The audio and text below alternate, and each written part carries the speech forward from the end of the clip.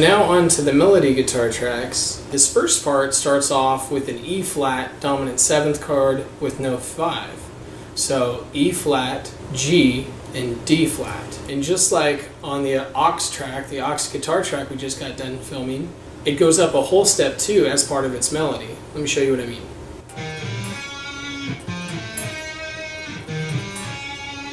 So we'd go from an E flat 7 no 5 to an F7 no 5.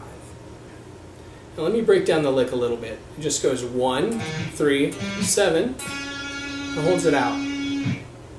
Now this time it's kind of a cool, trickier lick where you go 1, 3, 7, octave, 7, 3, 1, 7. And that'll sound like this. Let me show you in the order of how you do those licks. The first one's just normal. Now the second one is with those doubles. Doubling the octave and doubling the 7th. Now the third one is taking that dominant 7th lick and then modulating up a whole step and back down. And then the final one goes back to the doubling the octave and 7th lick, but this time once you get to the 7th, you'll bend back up a whole step to E flat and then holding it there, sounding like this.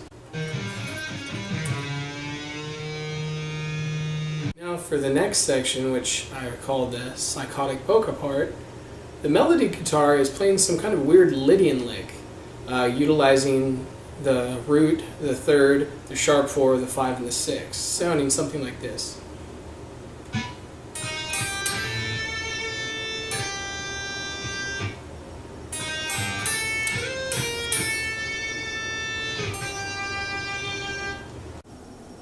And one of the final melody guitar parts happens right after the psychotic polka part. And once it recapitulates, but now in D minor, D Phrygian, whatever you consider it, actually starts this D major type lick juxtaposed over that.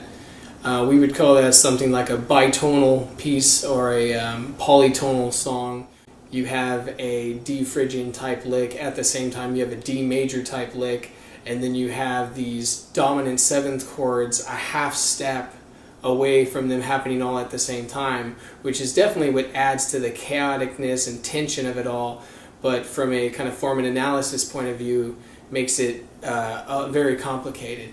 Anyhow, let's get to that D major lick. That D major lick starts on a pickup, starts on beat 4, and it's the dominant of D, which is A. And that D major lick is broken up into 2 parts. First part goes.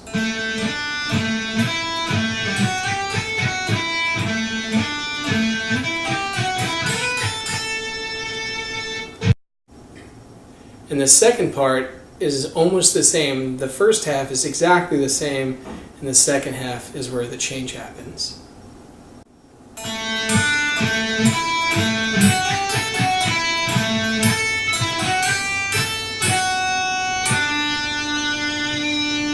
At the end with that D major triad.